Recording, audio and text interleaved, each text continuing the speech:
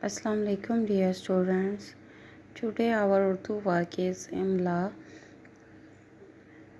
First word is Sawab, Sabat, Jarab, Jamun, चांद, चराग। आइए इसे लिखना सीखते हैं।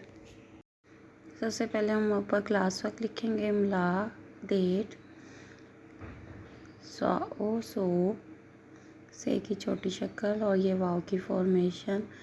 नुक्ते आपने उसी तरह से लगाने जैसे हम ते के लगाते हैं, एक सिरे पे और एक आगे। ठीक है। अलीफ और बे, सवाब। जो गलती बच्चे करते हैं उसमें नुक्तों की फॉर्मेशन है, एक इधर एक इधर। ऐसे नुक्ते आपने खुले खुले नहीं लगाने, बल्कि पास पास लगाने हैं। अगला लफ्ज़ है हमारे पास साबत। सा, ये दो नुक्ते बराबर, एक ऊपर। बे को लाइन से उठाना है और ये ते की फॉर्मेशन, साबत। इसमें बच्चे क्या मिस्टेक करते हैं, बे को लाइन से टच नहीं करना बल्कि थोड़ा सा उठाना है। ठीक है। उसके बाद अगला जो लफ्ज़ है वो है जराब। जीम की छोटी शक्ल और ये रे की फॉर्मेशन, ये लाइन से ऊपर ही रहेगा।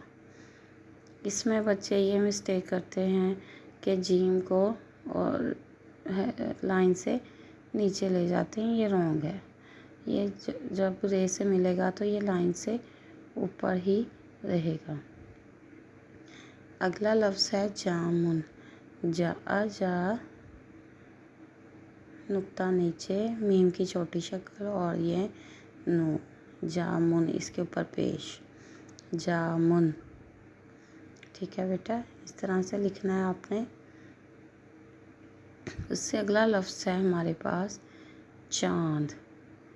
चा, दो नुक्ते बराबर, एक नीचे और ये नून। और जब नून दाल से मिलेगा तो दाल की फॉर्मेशन रे की तरह हो जाएगी, लेकिन जो है रे वो थोड़ा सा, जो दाल है वो थोड़ा सा नून से ऊपर होगा। और दूसरा बात ये कि इसमें आपने मिलाना नहीं है, बल्कि नून को थोड़ा सा लाइन से उठाना है। उसके बाद है चिराग। इसी तरह जराब की तरह ही चिराग होगा। रे, अलीफ और ये गैन, चिराग, ये नुक्ता। ठीक है बेटा, इस तरह से आपने छोटी छोटी चीज़ों का ध्यान रखना है लिखते हुए। नुक्तों का लाइन से उठा के लिखना है। ठीक है। इसी तरह अब हम इसकी पढ़ाई करेंगे। सवाब, सवाब। साबत, साबत। जराब, जराब। जा मीम पेश नून मुन, जामुन। चा न द, चांद। चराग, चराग। इस तरह से आपने इसको पढ़ना है। अपना ख्याल रखिएगा। अल्लाह हाफिज़।